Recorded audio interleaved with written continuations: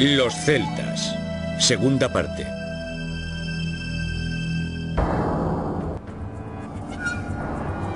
Soy Richard Radley.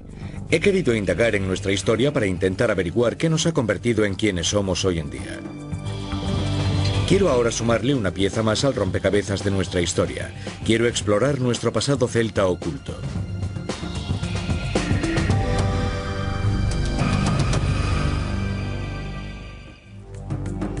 Emprendí un viaje con el fin de descubrir y sacar a la luz a los antiguos celtas, una fábrica de mitos de 2000 años. Estuve en la primera ciudad celta conocida, no en las Islas Británicas, sino en Alemania. Desde allí seguí a los celtas en su viaje a través de la historia. En Alesia, Francia, pisé el mismo lugar donde Vercingetorix el Galo fuera conquistado por Julio César. Su derrota sellaría el fin del mundo celta. O tal vez no. Hoy en Gran Bretaña e Irlanda, muchas personas creen que son los descendientes de esta raza de antiguos celtas, los últimos supervivientes de una etnia empujada a los márgenes de Europa por el avance de los romanos. Pero, ¿avala la evidencia esta teoría? Mi primer problema es que los romanos nunca llamaron celta a la gente de Gran Bretaña, aunque sí afirmaron que los antiguos bretones hablaban una lengua similar a la de los celtas de la Galia. ¿Qué encontraré en Escocia? Hoy a esta nación la consideramos celta. Estoy en el norte, en las Islas Shetland, dispuesto a explorar uno de los monumentos más grandes y misteriosos de la Edad de Hierro británica. Parece una torre de refrigeración moderna, pero es un antiguo brog. Hoy perduran las ruinas de otros 500 en Escocia. Constituyen la evidencia más palpable de lo que dejó la gente que vivió aquí en la Edad de Hierro. Musa Brog es el único que está intacto. Impresionante, ¿verdad? Es el brog mejor conservado del mundo. Para nuestras islas Shetland, es el equivalente de la Gran Muralla China. Es nuestro monumento arqueológico más extraordinario. Esta impresionante torre de piedra supera los 13 metros de altura y fue construida sin un solo gramo de mortero. Es una construcción de piedra seca. Lleva aquí 2000 años a pesar de tener que soportar durante todo este tiempo los fortísimos temporales. ¿Qué función tenían los brog? Los arqueólogos llevan 25 años pensando que estas construcciones eran granjas. No creo ni una sola palabra. Esto es una fortificación. Vaya, mira esto. Impresiona todavía más por dentro que por fuera. Sí. Vaya. Este brog seguramente estaba acabado y amueblado con madera por dentro. No habría tenido este aspecto vacío y desnudo que tiene ahora. Solo cuando se llega al final de las escaleras se hace patente el objetivo de esta construcción. Imagínate lo imponente que debía resultar para los que llegaban por mar. Ya lo creo. Tuvieron unas vistas magníficas desde aquí. Podían otear todo el horizonte. Podían ver a sus atacantes llegar desde lejos y prepararse para defenderse. Sin duda dejaron su huella. Son sin duda las construcciones más grandes que se levantaron aquí hasta el siglo XX. Los brogs se construyeron mucho antes de que los romanos derrotaran a los celtas en Europa. ¿Fueron construidos por los celtas que migraron a Escocia? A mí me parece que los que construyeron estos edificios eran pueblos de la Edad de Hierro. Se supone que los que dejaron esta profunda huella en el norte de Escocia fueron celtas. Ahora bien, otra cosa muy distinta es presuponer que ellos se llamasen celtas a sí mismos. Estos objetos son toda una proeza, pero si sumamos todas las demás, nos podemos hacer idea de que había un movimiento cultural importante. Había un pueblo labrándose una cultura que además perduraría en el tiempo. Pero, ¿los que construyeron los brogs eran celtas? Los brogs existen solo en el norte de Escocia, y no hay nada remotamente parecido en el continente. Lo sorprendente es que las evidencias inglesas, como el escudo de Battersea o las carrozas de Wetwan, parecen más celtas de lo que vemos en Escocia. De hecho, no hay evidencias que sugieran que oleadas de migraciones celtas llegaban de Europa para establecerse en Escocia. ¿Y qué pasaría en Gales? Hay abundantes restos arqueológicos en Gales que nos permiten reconstruir la vida cotidiana de las personas corrientes en la Edad de Hierro. Seguramente será posible averiguar si había coincidencias entre la cultura celta y la británica en la era anterior a Cristo. Castle Henglis es un fuerte de la Edad de Hierro. Está en una colina. Estas casas circulares han sido reconstruidas sobre sus antiguos cimientos. Se ha intentado reconstruir lo que existía aquí originalmente. Lo que destacaría es que al entrar te envuelve una sensación acogedora, como si estuvieras compartiendo el mismo espacio que la gente que vivió aquí antes. En este lugar sentimos muy de cerca la vida en la Gran Bretaña de la Edad de Hierro, la de los siglos que precedieron a los romanos. No juguéis tanto o terminará por caerse. Para construir una de estas casas circulares hacían falta muchísimos recursos. Por tanto, cualquiera que viviese aquí arriba tenía que ser importante dentro de su grupo. Ahora voy a darle la bendición de uno de los dioses antes de que entre en batalla. Será bendecido por Tyrannus, dios de los truenos. Numerosos detalles nos permiten imaginar cómo estaba estructurada la sociedad celta europea, sus grupos tribales. Sabemos que vivían en fortificaciones en las colinas y que se peleaban entre ellos. Al igual que sus parientes del continente, se rodeaban de medidas defensivas formidables. Los llamamos chevaux de frise. Son piedras pequeñas colocadas verticalmente, como si fuesen trampas antitanque, solo que en edad de hierro. Ningún caballo pasaría por aquí de buena gana, ¿verdad? No, pero tampoco tú pasarías de buena gana. Si conseguías pasar, te esperaba otra desagradable sorpresa. Se halló un arsenal de ondas al lado de la entrada principal. Todos usaban ondas. Se han encontrado miles de ellas en las fortalezas de los alrededores. Solo aquí se encontraron más de 2000 metidas en un escondrijo. Igual que los celtas de Europa, estos eran pueblos de guerreros. Hay un agujero. Ahí va. Buen tiro. Pero eran granjeros también, como en la Galia. Empleaban herramientas de hierro novedosas, las mismas de hoy en día. Así que en la Edad de Hierro se produjo una revolución industrial. Se produjo, es cierto. Cuando se fabrican herramientas para una labor en concreto, su diseño no varía. Aquí tengo un par de ejemplos. Esto es para excavar, es una herramienta para cultivar la tierra, para preparar un semillero. Son herramientas agrícolas. Todo el mundo sabe que esto es una hoz. Después de 2000 años, la forma de la herramienta es idéntica. Cultivaban trigo, cebada, guisantes y judías. La agricultura mejoró gracias a las nuevas herramientas de hierro. La producción de alimentos creció enormemente, tanto que incluso los exportaban. ¿Exportaban cereales? ¿A dónde? Curiosamente, a la Galia los compraban los romanos para el Imperio Romano. El comercio facilitó que la gente de Gran Bretaña de la Edad de Hierro se relacionara con tribus a cientos de kilómetros, incluso las del otro lado del mar, en Europa. ¿Qué nos enseñan tantos esfuerzos por reconstruir el pasado? Me han enseñado que la gente que vivía aquí en la Edad de Hierro era un pueblo sofisticado. Eran más expertos en sus oficios que nosotros hoy en día. ¿Dirías que fueron celtas? No lo diría porque creo que las personas que vivían aquí nunca habían oído el vocablo celta. Las fuentes romanas sugieren que la tribu de esta zona se llamaba Demetae. ¿Es correcto llamar celta a la gente que habitaba Gran Bretaña antes de Cristo? No he encontrado evidencias de que se produjeran oleadas de migraciones celtas de Europa a Gran Bretaña. Lo que sí he encontrado en las Islas Británicas es una cultura que guarda muchas similitudes con la cultura celta que descubrí en el continente. Hay otra cosa que conecta a Gales con la cultura celta europea. Me siento celta porque soy galés. Pero no creo que lo celta tenga que derivarse necesariamente de la Edad de Hierro. Si tuvieses que encontrar algún parentesco entre la población galesa de la actualidad y la Edad de Hierro, dirías que la clave está en su idioma. Hoy, 2 millones de personas en Gran Bretaña e Irlanda hablan una lengua celta, y los más numerosos son los galeses. Si escuchamos atentamente, ¿oiremos los ecos distantes de las voces británicas de hace 2000 años? Estoy visitando Aberystwyth para averiguar si la lengua galesa me puede ayudar a establecer una conexión más fuerte entre la gente de las Islas Británicas y los celtas europeos. Richard, este es un mapa contemporáneo al periodo romano. Son los nombres tribales y los topónimos de Europa. Aquí están los Siceni y aquí Boudica. Boudica. Sí, por aquí están los de Metae. Y Castelhenlis.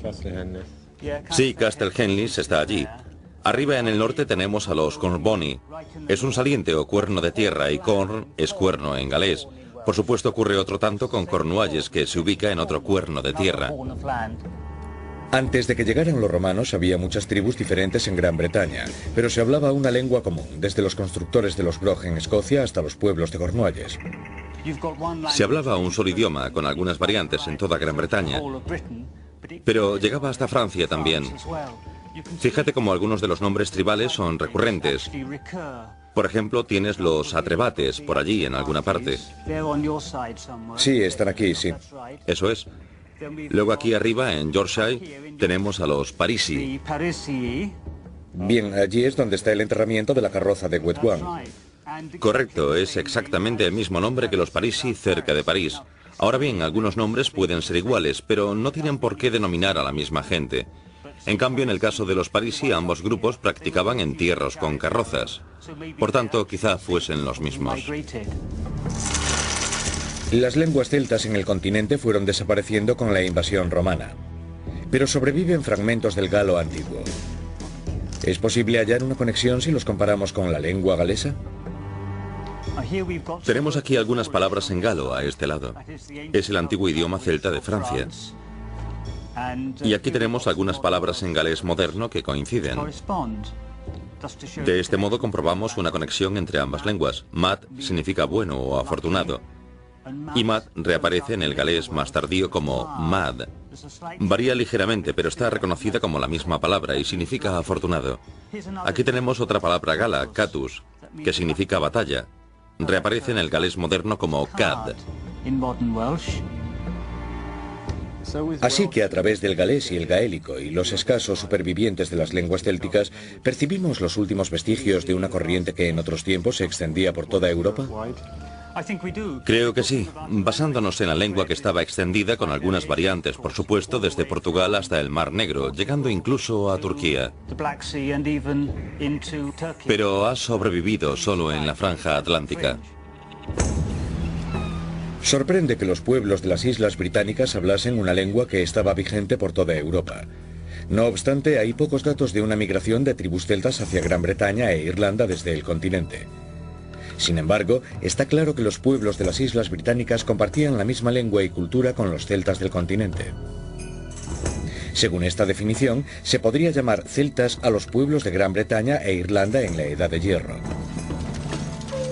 En el año 43 después de Cristo, 100 años después de que aplastaran a los celtas en el continente europeo, los romanos invadieron Gran Bretaña. ¿Cómo reaccionaron las numerosas tribus británicas ante el impacto de la invasión romana?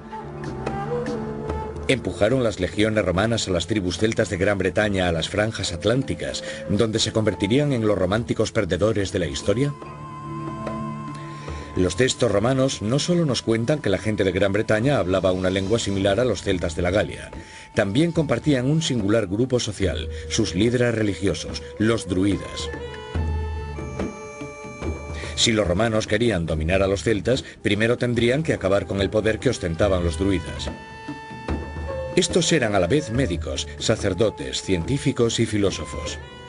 Integraban la única clase social con poder para traspasar los límites tribales. Soy el druida guardián de las piedras, me llamo Terry. Los druidas fuimos los filósofos de los pueblos celtas. Respondíamos a lo que no tenía respuesta, estudiábamos las estrellas del firmamento, los cambios de los ciclos lunares y los eclipses. Los druidas modernos se inspiran en los escritores griegos y romanos, quienes nos cuentan que los antiguos druidas eran líderes poderosos, que rendían culto a los dioses en los robledales y cortaban muérdago con una hoz de oro. Pero estas fuentes clásicas también nos cuentan algo que los druidas modernos prefieren olvidar: que los antiguos celtas practicaban salvajes ritos religiosos, incluyendo sacrificios humanos. ¿Era solo propaganda romana o sucedía de verdad? La respuesta puede estar aquí, en las afueras de Manchester. Lindow Common es una turbera en Cheshire y el escenario de un antiguo crimen. En 1984 fueron hallados los restos de un hombre preservados en la turba. Nadie sabía cuánto tiempo llevaba el cuerpo en el lugar.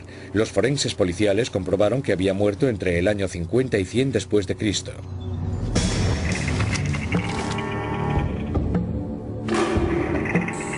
Era evidente que había sido brutalmente asesinado. Pero la naturaleza de sus heridas llevó a los arqueólogos a pensar en la participación de druidas en un sacrificio ritual. Este es el hombre de Lindow.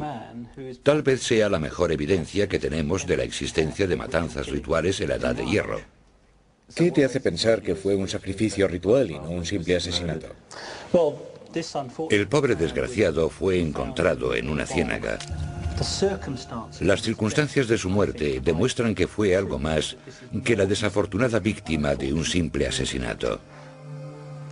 Fue hallado en un charco de agua. Está desnudo, salvo por una cinta de piel de zorro ceñida a su brazo. Lo mataron primero golpeándole en la cabeza con un objeto romo. Todavía hoy se puede ver la terrible herida. Alrededor de su cuello hay un garrote. No se sabe si con el fin de estrangularlo o para romperle el cuello, porque tiene el cuello roto. Lo degollaron. Parece que lo dejaron desangrarse, y por si todo esto no lo mataba, fue sumergido boca abajo en un charco de agua. Parece que se ensañaron con él. Sí, estaba en el agua, y por lo que sabemos de la Edad de Hierro europea, en esa época el agua era el lugar elegido para dejar ofrendas a los dioses. Se suma a las otras evidencias de que fue una matanza ritual. El contenido gástrico del hombre de Lindow podría arrojar algunas pistas para su identificación. Contenía una mezcla de polen de muérdago y cereales. Sabemos por uno de los textos antiguos que para los druidas el muérdago era sagrado. Y como se encontró polen de muérdago en su estómago, la gente siempre ha asociado a este hombre con los druidas. Fue sacrificado en el momento en que los romanos invadían Gran Bretaña. ¿Es así como reaccionaron los pueblos celtas ante la invasión romana? Tal vez los druidas del lugar intentaban desesperadamente obtener la ayuda de sus dioses.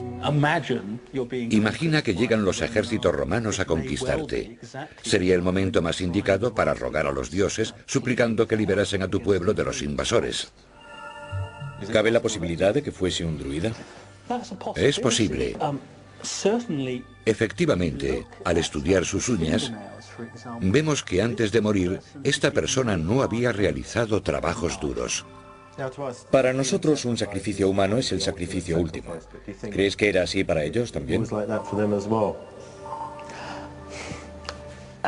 Es muy difícil de saber. Yo te diría que sí. Ofrecer a un ser humano en sacrificio es una decisión extraordinaria, pero es evidente que se hacía con bastante frecuencia en la Edad de Hierro británica.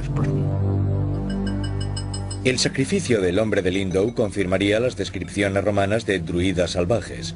Pero los mismos textos también nos dicen que muchos druidas británicos fueron asesinados cuando intentaron enfrentarse a sus invasores. Sin embargo, hubo druidas que adoptaron estrategias diferentes para manejar la invasión romana. Colchester era la ciudad más grande de Gran Bretaña en el período de la conquista romana. Era el territorio de una tribu británica llamada los Catabaloni. Estoy en una cantera de arena. ¿Quién diría que en este lugar tan extraño se hallaron evidencias sorprendentes de la relación que mantenían los celtas locales con los romanos? Las claves están en la tumba de un hombre que pudo haber sido druida. No fue un asesino, sino un médico naturista y curandero.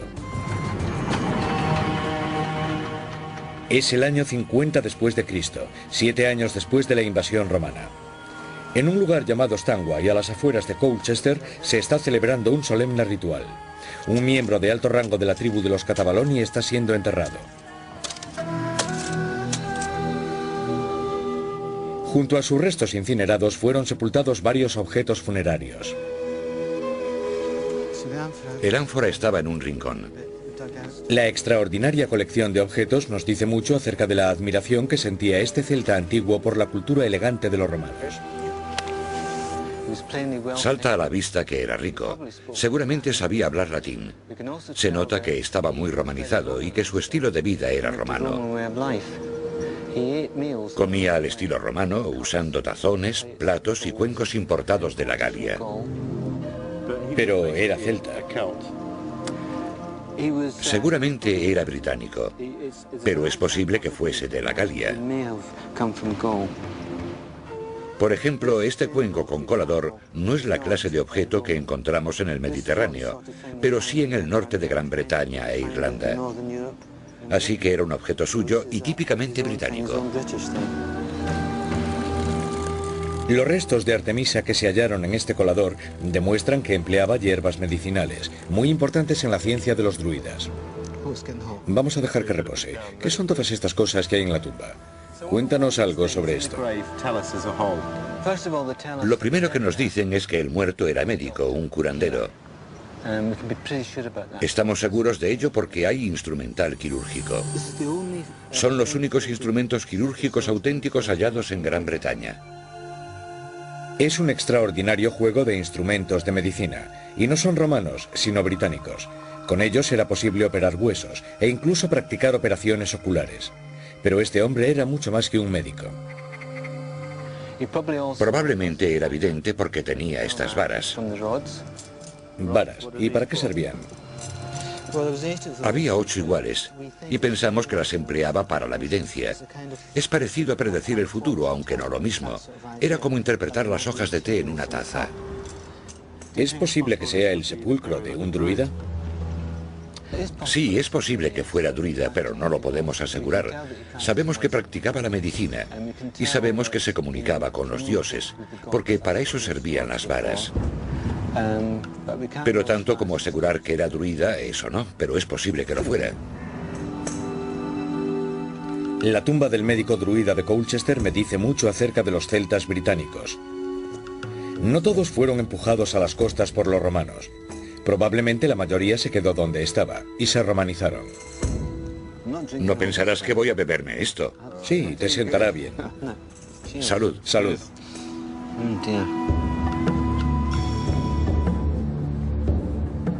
Pero no solo los druidas se convirtieron en leyendas celtas.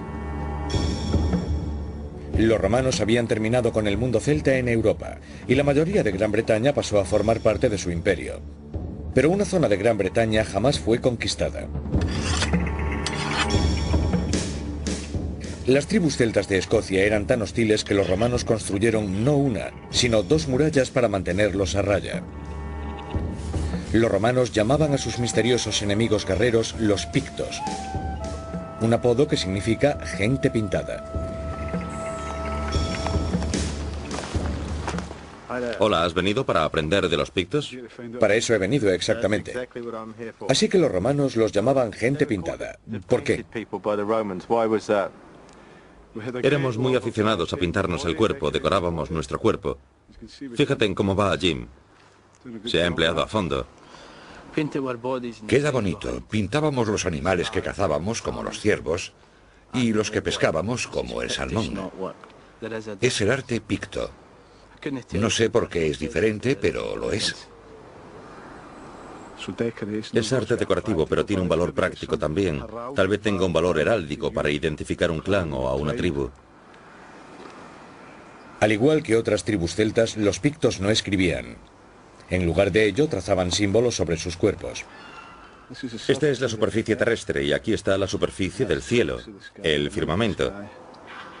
Allí está todo el poder, son las varillas adivinatorias entre el cielo y la tierra.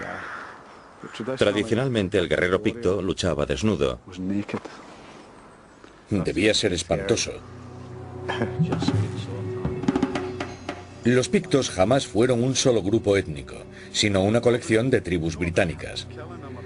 Como hicieran los galos, se unificaron para luchar contra los romanos. ¿Preparado para entrar en combate? Sí, dime qué tengo que hacer. Estarás en primera línea de la formación. Espero que no te importe.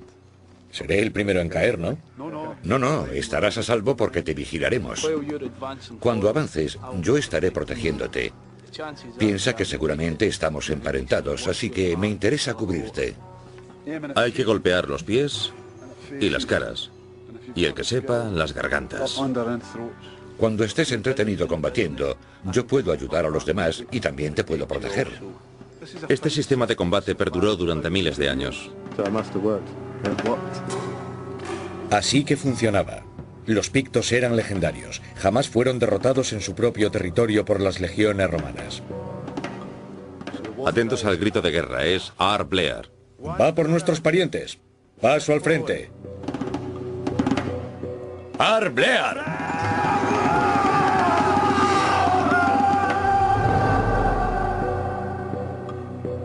Los pictos eran guerreros, pero tenían otra faceta que los romanos nunca mencionaron. Es un legado picto sobrecogedor, aún visible hoy en día. Decenas de piedras talladas con dibujos simbólicos salpican el paisaje del nordeste de Escocia. Están ricamente talladas con figuras de animales y símbolos abstractos, cuyo significado a día de hoy sigue siendo un misterio. Cualquier tribu capaz de esculpir estas piedras con tanta hermosura y complejidad no podía ser bárbara y salvaje como eran calificadas por los romanos. Pero ya en el siglo VI, 200 años después de la retirada romana, los pictos se estaban forjando una nueva reputación. Estoy en Tarbet, en la costa nordeste de Escocia. Visitaré un emplazamiento arqueológico sorprendente. Un enorme monasterio cristiano y picto. Ven a ver lo que acabamos de descubrir, Richard. Fíjate en lo que hemos encontrado. Es celta. Es de nuestro monasterio celta. Le llamas celta, pero tenía entendido que en este sitio vivía otra gente, los pictos. Los pictos, claro. Estamos en medio del territorio picto. Un picto es sencillamente un británico que vive en Escocia, en la parte oriental de Escocia. Los romanos los llaman pictos, los pintados, porque llevaban tatuajes. Es picto, británico y celta. Su identidad tiene muchos niveles. De la misma forma, yo podría identificarme como londinense, sureño, británico y europeo. Sin embargo, él tenía un nuevo nivel. Había abrazado la nueva fe cristiana. Son las ruinas de nuestro monasterio celta. Iglesia, cementerio, allí grandes monumentos de piedra, aquí los talleres, talleres a ambos lados de la carretera. Luego el molino, la granja, es como una ciudad pequeña. Muchas de las tribus paganas británicas adoptaron la religión nueva con entusiasmo. Los pictos usaron sus conocimientos de la escultura para expresar el mensaje cristiano. Esta talla procede de un monumento. Representa a un visionario celta. Fíjate en sus ojos. Esta persona ve más allá de nuestro mundo. ¿Han sabido representarlo tan mágicamente con estos ojos? Es absolutamente asombroso. Tarbet era mucho más que un lugar para la oración y la devoción. Aquí están las herramientas para hacer manuscritos cristianos. ¿Qué es esto? Este es nuestro mejor hallazgo hasta la fecha. Es una piedrecita cubierta con pintura. Fíjate, hay lunares por una cara y en la otra una cruz pequeña. Son objetos que llevaban los pictos. Tal vez sean amuletos o pequeños talismanes, piedras de la suerte. Pero la semana pasada también encontramos un pequeño stylus de hueso.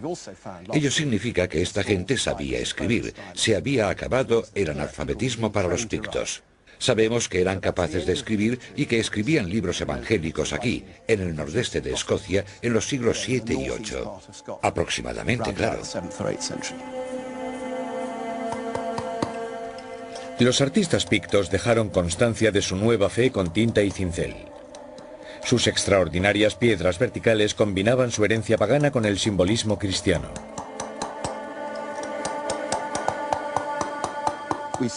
Lo que había aquí era una comunidad monástica muy adelantada, en pleno territorio picto. Basaban sus creencias en otras originadas esencialmente en Irlanda, a partir de la literatura griega y romana, toda una mezcla. Hay que entender que estos no fueron bárbaros, sino personas muy preparadas. Eran artistas magistrales, eran intelectuales. Son personas de una civilización muy avanzada. El mayor legado que nos han dejado los pictos son sus misteriosas piedras verticales. Hola, Barry. Muchas están deterioradas tras soportar el clima escocés durante cientos de años. Ahora quiero ver cómo habrían sido recién salidas de las manos del cantero. El escultor Barry Grove lleva 4 años tallando la primera piedra picta en más de 1200 años. Está recreando un monumento que estaba aquí en el siglo VIII. ¿Qué nos pueden contar estas piedras acerca de la cultura de los pictos? Es fácil adivinar que dominaban el lenguaje simbólico. No les costaba ningún trabajo imaginarse una viña que luego reproducían a la perfección.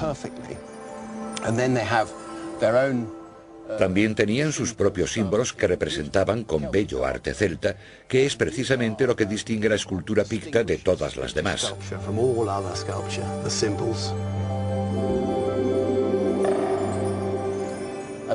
Este grabado rebosa realismo y belleza como todas las obras de los pictos. Se alzaba en el paisaje como un monumento, pero también como una imagen de su mundo y el de la otra vida.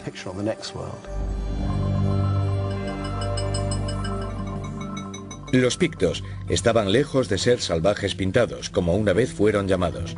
De hecho, eran muy hábiles e inteligentes y habían abrazado una fe importante. ¿De dónde procedía su cristianismo?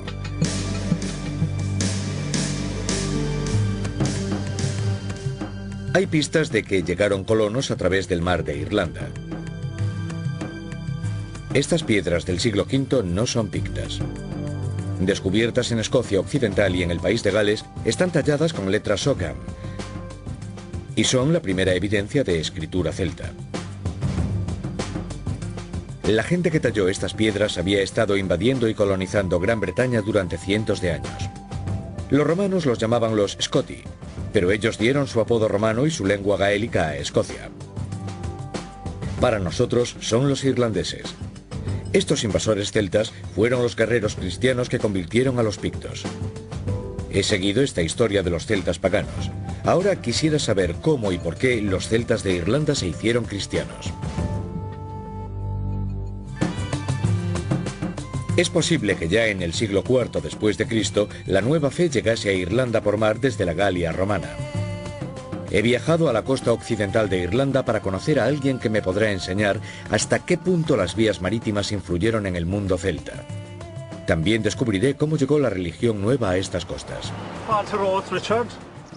Hola Richard, bienvenido. Pasaremos un rato en el océano y podrás experimentar la navegación celta. Me parece estupendo. Como hace 2 o 3 mil años, más o menos. Fabricado con ramas de avellano y cuero de vaca, el Curragh ha surcado las aguas irlandesas desde hace milenios. ¿Te parece que es un barco al estilo típicamente celta? Sí, eso creo. Ha sobrevivido únicamente en Gales y en Irlanda, donde el movimiento celta es más fuerte. Así que eso ayuda a pensar que es un barco auténticamente celta. Los celtas de las islas británicas eran los que dominaban los mares. A ver esa fuerza, Richard. Lejos de estar aislados del mundo exterior, había un trasiego de gentes y de ideas. Si sabes remar, estás prácticamente a salvo del clima. Puedes navegar por encima de las olas. El barco te da seguridad. Parece seguro incluso en alta mar. Los misioneros celtas transportaron los evangelios en estas frágiles embarcaciones. Podían llegar sin contratiempos hasta la Bretaña, España y el Mediterráneo. El mar era su autopista, aunque ahora lo consideremos un impedimento. Yo creo que los celtas viajaban de una costa a otra.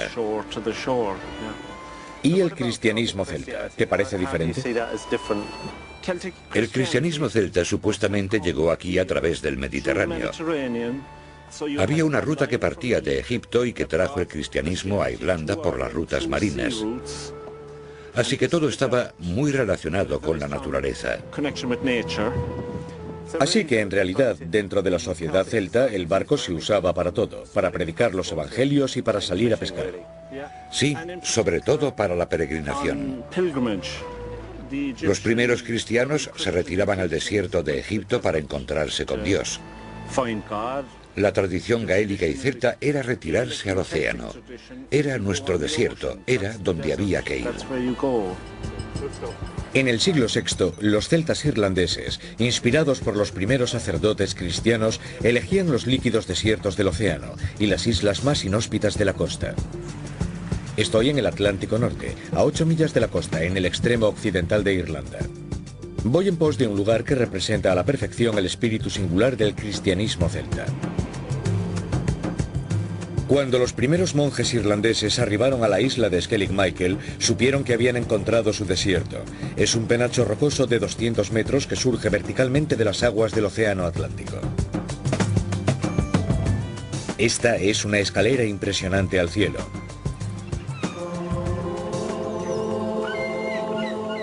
Construido en el año 600 después de Cristo, el pequeño monasterio de Skellig Michael se aferra a las rocas como una lapa. Estas cabañas en forma de colmena se convirtieron en el hogar permanente para una comunidad sagrada de monjes irlandeses.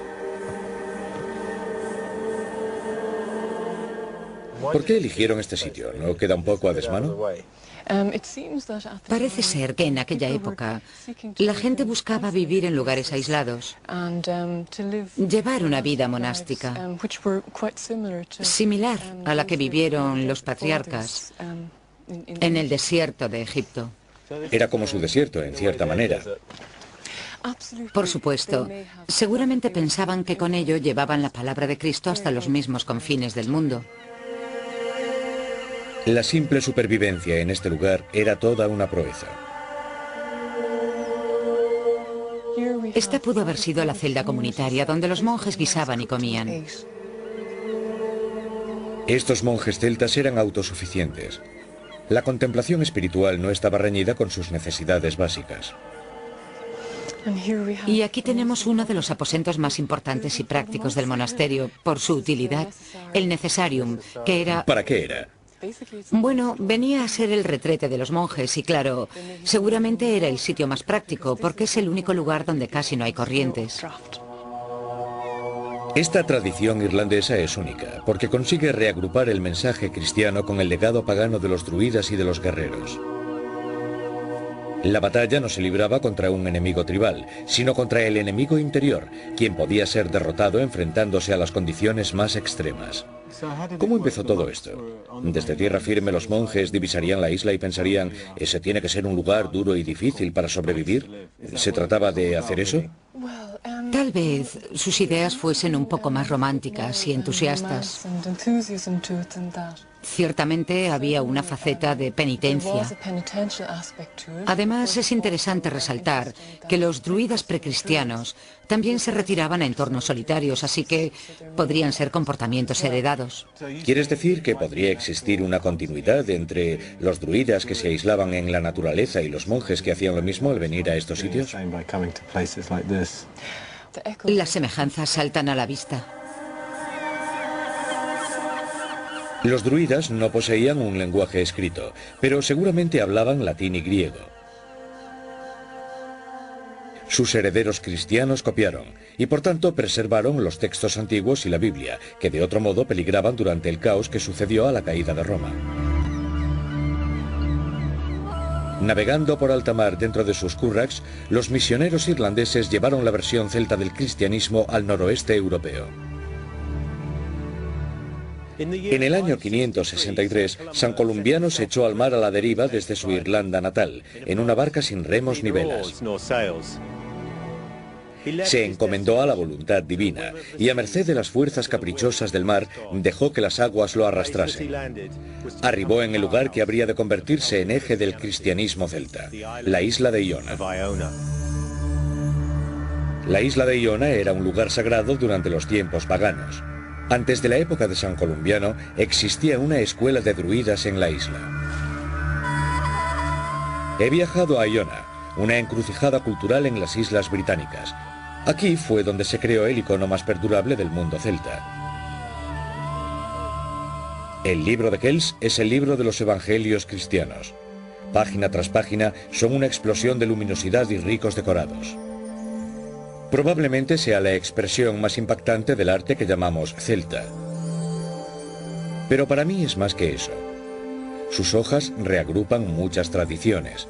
El paganismo picto, el cristianismo irlandés, el escocés, Aquí se encuentra toda la diversidad de la esencia celta. Crear este libro requería una maestría técnica increíble. ¿Sabemos quién lo escribió?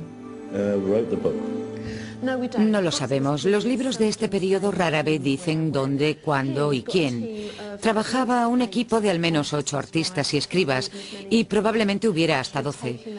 Hacían turnos para trabajar sentados sobre estos bancos del scriptorium, cada uno afanándose en su labor para crear algo digno de celebrar a su fundador, San Columbiano.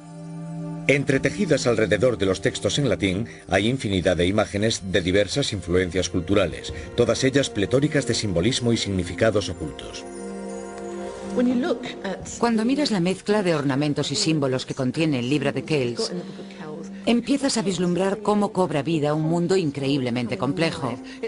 Aquí hay un símbolo bellísimo.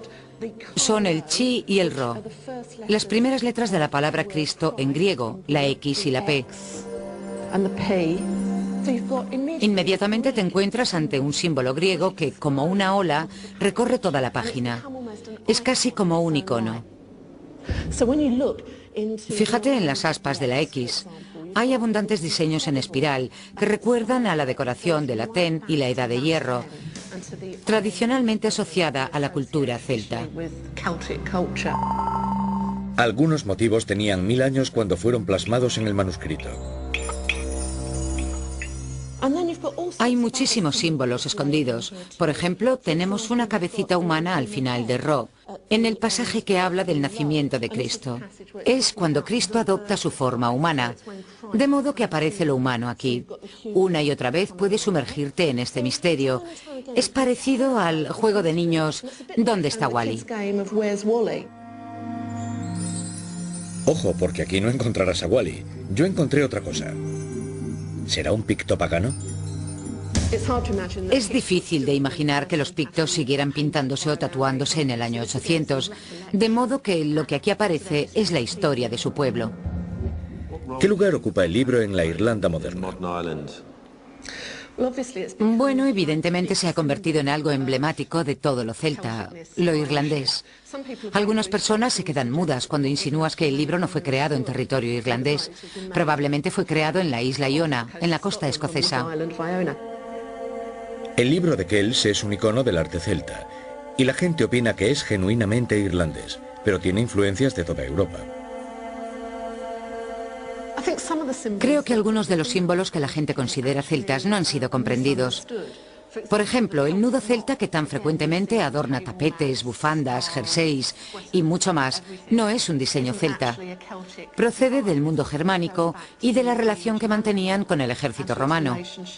Pero cuando los distintos pueblos de Gran Bretaña e Irlanda empezaron a fusionar sus experiencias, surgieron estos diseños y todo el mundo se los apropió como celtas. El libro de Kells no es simplemente un icono de la identidad celta irlandesa. Este manuscrito contiene las huellas digitales de la cultura picta, británica, irlandesa, escocesa y además la anglosajona. Sobre esta diversidad tradicional se levantó el cristianismo celta. La gente que reconocemos como celta jamás deja las cosas a medias. Cuando hacen algo se entregan con pasión y dan todo lo que tienen. Gran parte de la religión pagana se entrelazó con la cristiana. Por ejemplo, la idea del agua como fuente de vida y renacimiento llevaría directamente al bautismo. Los héroes, quienes sacrificarían todo por su pueblo, resultaban muy atractivos como dioses o guerreros en la mitología pagana. Gracias a esto, con frecuencia, la transición resultó fácil. Así es fácil imaginarse a los druidas convirtiéndose de la noche a la mañana en fundadores monásticos o miembros de comunidades cristianas.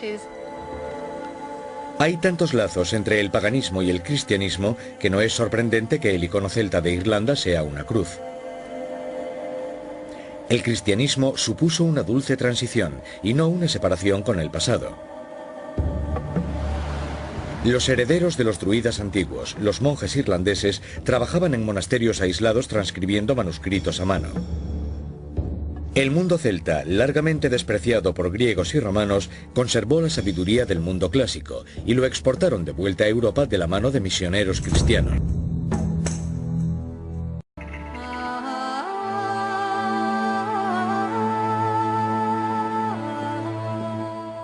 He vuelto a Dublín, después de recorrer el antiguo mundo celta durante 6.400 kilómetros. Irlanda hoy se presenta orgullosamente como un país sólidamente celta, que todavía habla una lengua celta. Irlanda es el lugar donde debo plantear mi última cuestión. ¿Qué hace que alguien sea celta? ¿Es su cultura, su idioma o su sangre? No hay mejor sitio para buscar la respuesta que Dublín, el guardián de algunos de los mayores tesoros del mundo celta. Son el legado de una cultura de más de 2000 años. Nunca he visto nada como este barco. Es una auténtica maravilla, ¿no? Sí, es una verdadera maravilla. Una pieza exquisita.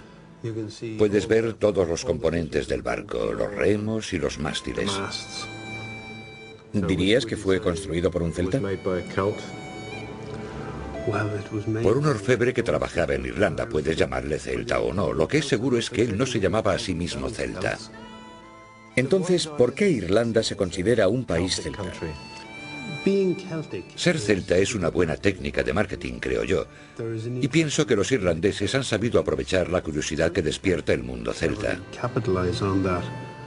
¿Quieres decir que la identidad celta es difícil de encontrar o que no es más que una quimera? En gran medida es una quimera. Entonces, si los irlandeses no son celtas, ¿qué son? Nos hemos llamado irlandeses desde hace muchísimo tiempo. Así que ¿para qué cambiar? Efectivamente. Tal vez en el futuro empezaremos a etiquetarnos como europeos también. Mucha gente se llevaría una sorpresa si les dijesen que los irlandeses no son celtas. Pero si los irlandeses no son celtas, ¿qué pasa con los escoceses? ¿Y con los galeses? La arqueología me ha enseñado que lo celta se basa en su cultura, no en su raza. Pero hay gente que sigue aferrándose a la teoría de que tienen genes celtas. Quiero sacar algo en claro de una vez por todas. Si arqueología y lengua no me pueden dar las respuestas, tal vez el ADN sí lo haga. Irlanda nos parece interesante porque para eso somos irlandeses, trabajamos aquí y todo el mundo quiere conocer sus orígenes. Dan Bradley y su equipo han recogido muestras de ADN de toda Europa. Están buscando un vínculo genético en todo el territorio celta que pueda confirmar que determinado grupo étnico emigró hacia Gran Bretaña e Irlanda. Los resultados fueron sorprendentes. Esto es como un mapa del tiempo, pero es la genética europea. Si nos fijamos en Irlanda, la gráfica nos indica que comparte similitudes a lo largo de la franja atlántica, pero no muestra ninguna afinidad en concreto. Solo muestra diferencias al acercarse a Centroeuropa.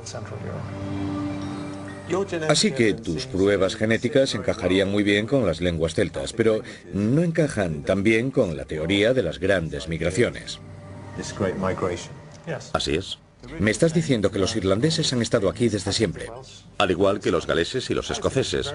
Opino que es bastante creíble que la población de esta isla no haya cambiado desde que comenzara la agricultura hace unos 6000 años. No hay ninguna evidencia genética de que existiera una raza celta. La cultura extendida que llamamos celta no está basada en una etnia, y sin embargo sí hay un vínculo lingüístico con Europa.